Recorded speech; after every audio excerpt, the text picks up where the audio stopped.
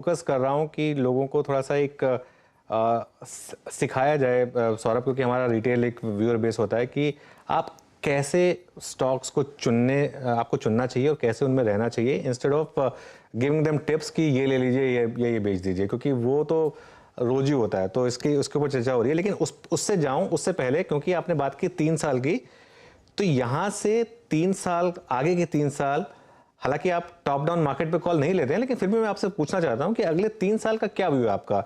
Indian market जो इस समय आउट परफॉर्म कर रहा है, लेकिन ग्लोबल हेडविंड्स काफी स्ट्रांग है, तो क्या व्यू लेकर चलना चाहिए इन्वेस्टर को इस समय? देखिए, हम जैसे निवेशक हम काफी उत्तेजित हो जाते हैं जब स्ट्रेस का माहौल बनता है। तो स्ट्रेस के माहौल में, दिक्कत के माहौल में जो बाहुबली कंपनी होती है, जो सुदृढ़ फ्रेंचाइज होता है, उस दिक्कत के माहौल में ज्यादा फायदा उठा पाता है माहौल का।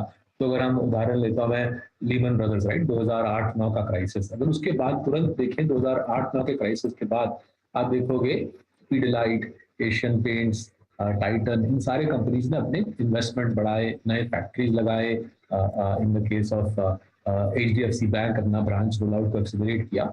और जाहिर है जब लीमन ब्रदर्स के बाद इकोनॉमी धीरे धीरे रिकवर होने लगी, 2010-11 की बात कर रहा हूँ, सबसे ज्यादा फायदा Pidilite, Asian paints, HDFC bank जैसे कंपनीज को हुआ। फिर से अगर हम डीमोनेटाइजेशन की बात करें, डीमोनेटाइजेशन ऑब्वियसली 2016 में हुआ था, बट अगर हम उसके बाद अगर देखें 2017-18 में सबसे ज्यादा कैपेक्स, सबसे ज्यादा फैक्ट्री में पैसा लगाना इन्हीं कंपनीज ने किया था। और वही माहौल आज फिर से हमको लास्ट 12 महीने में दिख रहा है, जहाँ पे HDFC Life, ICICI Lombard, doctor Lal Path Labs, Pidilite, Asian Paints, ये सारे जाके नए कंपनीज खरीद रहे हैं, छोटे छोटे कंपनीज खरीद रहे हैं, अपनी फैक्ट्रीज को बढ़ावा दे रहे हैं। और कोविड के पहले के मुकाबले कोविड के बाद इनका बिजनेस मजबूत होता जा रहा है। तो ये माहौल हमको बहुत दिलचस्प लग रहा है। लास्ट 12 महीने में जिस प्रकार के स्टॉक्स हमारे पोर्टफोलियो में, उन्होंने दबा के पैसा डाला है कंट्री की इकोनॉमी में, नई फैक्ट्रीज लगाए हैं, नए बिजनेसेस खरीदे हैं। और मेरे ख्याल से हमें इसका पूरा फायदा अगले 2-3 साल में देखने को मिलेगा। एक डिस्क्लेमर देता हूँ, ये सारे स्टॉक्स मेरे पास खुद हैं, मेरे माँ बाप के पास है, हमारे 11,000 क्लाइंट्स के पास है। तो ये सारे स्टॉक्स में मेरा एक वेस्टेड इंटरेस्ट है। चलिए, तो बात करते हैं बजाज फाइनेंस से सौरभ, और इसकी क्या स्ट्रेटजी है, क्योंकि पिछले 10 साल में मैं एक चीज नोटिस की है, बजाज फाइनेंस में हर बार 25-30% का करेक्शन आता है। हर बार लगता है कि शायद स्टोरी खत्म हो गई है, लेकिन हर बार स्टॉक वापस ऑल टाइम हाई पर आ जाता है। तो इसका क्या की लेसन रहा है, इसमें क्या इन्होंने अच्छा किया है खराब टाइम में? देखिए, आपने अभी बोला अनुज कि आपकी चेष्टा है, आपका प्रयास है कि जो रिटेल इन्वेस्टर, जो रिटेल निवेशक ये प्रोग्राम को वॉच कर रहे हैं, वो निवेश थोड़ा सा और बेहतर करें।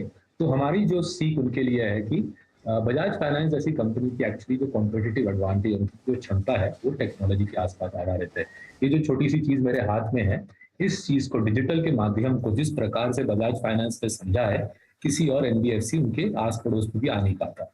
और जाहिर है, जैसे आप सारे दर्शकों को मालूम होगा, डिजिटल का माध्यम आज इंडिया में बहुत महत्वपूर्ण बन चुका है। हमारे देश में दुनिया के सबसे ज्यादा स्मार्टफोन कनेक्शंस हैं। मोबाइल डेटा वर्ल्ड का सबसे लार्जेस्ट यूज इंडिया में हो रहा है। सो बजाज फाइनेंस की जो क्षमता है, मोबाइल के माध्यम से, डिजिटल के माध्यम से क्रेडिट रिस्क को असेस करना, और कोई भी डिफिकल्टी के समय के बाद बजाज फाइनेंस जबरदस्त परफॉर्मेंस लाता है, क्योंकि उसकी सबसे सबसे सुदृढ़ है। उसकी cost of funding, because of the Bajaj group का जो ब्रांड है, जो बैकिंग है, cost of funding second lowest only after HDFC। तो सस्ता पैसा मिलता है बजाज फाइनेंस को। उसकी क्षमता, क्रेडिट असेसमेंट क्षमता बहुत शक्तिशाली है। और जाहिर है, जैसे आपने बोला, कोई भी दिक्कत के बाद ये कंपनी जोर शोर से परफॉर्म करता है। तो अगर मैं उदाहरण लूँ, कोविड के पहले 3 महीने, जनवरी, फरवरी, मार्च 2020, मुझे अभी भी याद है, स्टॉक 65% गिरा। और लेट अप्रैल 2020 मार्सलस ने बजाज फाइनेंस की पोजीशन ट्रिपल कर दिया। हमने ट्रिपल इस भरोसे किया क्योंकि हमको पता है कि बजाज फाइनेंस की, जो हमारे रिसर्च टीम को पता है कि बजाज फाइनेंस की डिजिटल कैपेबिलिटीज, उसकी क्रेडिट असेसमेंट कैपेबिलिटीज NBFCs में सबसे स्ट्रांग है। वही सेम माहौल आज मेरे ख्याल से डिवीज लैब और डॉक्टर लाल पैथ लैब, दोनों स्टॉक ने हमने लास्ट 3-4 महीने में पोजीशन बढ़ाया है। ब्रोकरेज के रिसर्च के मुताबिक रिटेल इन्वेस्टर कुछ और कर रहा है, मार्सलस इन स्टॉक्स में पोजीशन और मजबूत बना रहा है। बढ़िया। देखिए, अगर आपने इन्वेस्टमेंट ट्रिपल अप किया और स्टॉक ट्रिपल हो गया तो मतलब जो आपको डेल्टा मिला वो 9x का हो गया। और ये एक बहुत ही इंपॉर्टेंट चीज़ सौरभ ने बताई कि अगर आपको किसी कंपनी पर भरोसा है और अगर किसी एक्स्ट्रा बाहर के फैक्टर्स की वजह से उसमें डिक्लाइन आ रही है तो उसमें उस समय आपको टॉप अप करना जरूरी है। डिवीज लैब्स और डॉक्टर लाल पैथलैब्स की आपने बात कर दी सौरभ, अगेन डिस्क्लेमर तो रहेगा कि ये स्टॉक्स आपके पास हैं, तो आप मान रहे हैं कि इसमें इसमें वो अपॉर्चुनिटी है जो 2 साल पहले बजाज फाइनेंस में थी, क्योंकि इन्होंने बहुत अच्छा किया। डिवीज लैब्स तो बहुत बड़ा आउट परफॉर्मर रहा है, लेकिन पिछले 6 महीने 1 साल में थोड़ी सी स्टोरी डगमगाई है। डिवीज लैब का फिर से उदाहरण लेते हैं तो डिवीज लैब ने ऑब्वियसली कोविड का भरपूर फायदा उठाया। फाइजर के लिए मोनुपिराविर नाम की दवाई बनाई, जिससे फाइजर ने दुनिया भर में वो दवाई को बांटा। जाहिर है कोविड जैसे जैसे कम हो रहा है, खत्म हो रहा है, मोनुपिराविर बनना खत्म हो रहा है। मार्केट क्या कर रहा है? मार्केट बोल रहा है डिवीज लैब का अर्निंग्स ग्रोथ, उसकी प्रॉफिट की बढ़ोतरी कम हो जाएगी। हमारा रिसर्च टीम बोल रहा है पाइपलाइन भरा हुआ है डिवीज लैब का। डिवीज लैब के पास भर भर के अपॉर्चुनिटीज हैं खूब बढ़िया कमाने का, इसलिए हम पोजीशन बढ़ाने की कोशिश में है। हमारी रिसर्च बोल रही है कि इस कंपनी के क्षमता पे फोकस करे, not the day to day क्या इस क्वार्टर क्या नंबर आता है। कंपनी के अंडरलाइन कैपेबिलिटीज, उसकी शक्ति पे फोकस करे रादर देन इस क्वार्टर क्या नंबर छप रहा है। सिमिलरली अगर हम डॉक्टर लाल पैथलैब की बात करें तो काफी लोगों ने लास्ट एक साल में यह हुआ बनाया है कि नए नए एंट्रेंट्स आ गए हैं, वो सस्ते में पैथलैब का टेस्ट कर रहे हैं। बट हमारा जो ग्राउंड पे रिसर्च है, करीबन 70-80 पैथलैब्स हम बात करते हैं। ग्राउंड लेवल मोबाइलिटी रियलिटीज कुछ बदले नहीं है। जाहिर है कोविड का जो धंधा था वो चला गया है, बट अगर हम 3 ईयर पिक्चर देखें, कोविड के पहले के मुकाबले आज देखें, इसका डॉक्टर लाल पैथलैब का बिजनेस 15-16% टॉपलाइन लेवल पे ग्रो कर रहा है। और हमारे ख्याल से जो उसकी long term free cash flow compounding है 25 के आसपास बरकरार रहेगी।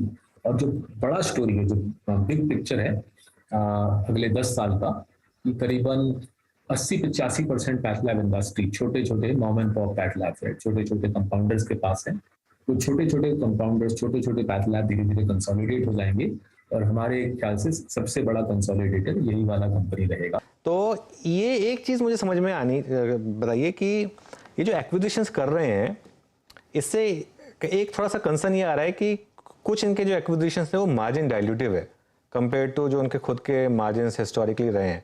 सबर्बन जैसे है, मतलब सबर्बन टेक्निकली ब्रांड अच्छा है, बॉम्बे में अच्छे खासे लोग जानते हैं उसको, शायद डॉक्टर लाल के लिए कि ये एंट्री अपॉर्चुनिटी दे रहा है। तो लेकिन कहीं ये स्ट्रैटेजी में थोड़ा रिस्क भी है कि थोड़ा सा आप डाइल्यूटिव हो जाएंगे।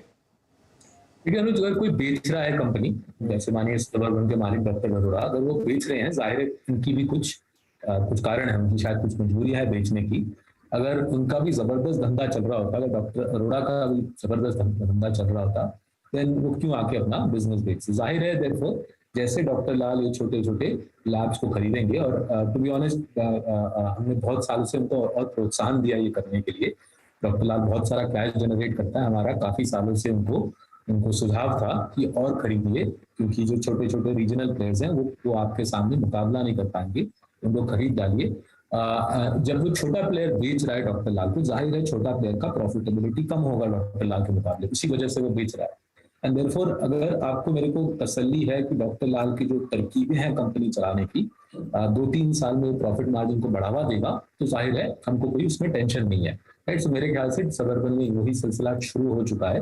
सबर्बन के मार्जिन, जैसे आपने बिल्कुल बोला, डॉक्टर लाल के मुकाबले प्रॉफिट मार्जिन कम थे, बट जो पोस्ट एक्विजिशन जो इम्प्रूवमेंट्स लगाए जा रहे हैं, मेरे ख्याल से 2 to 3 ईयर्स में सबर्बन का प्रॉफिट मार्जिन शायद डॉक्टर लाल जितना नहीं होगा, बट सबर्बन के पुराने नंबर से कहीं ज्यादा होगा।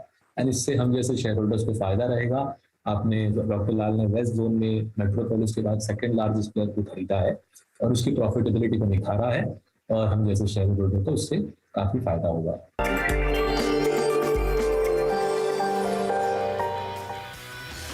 फ्यूचर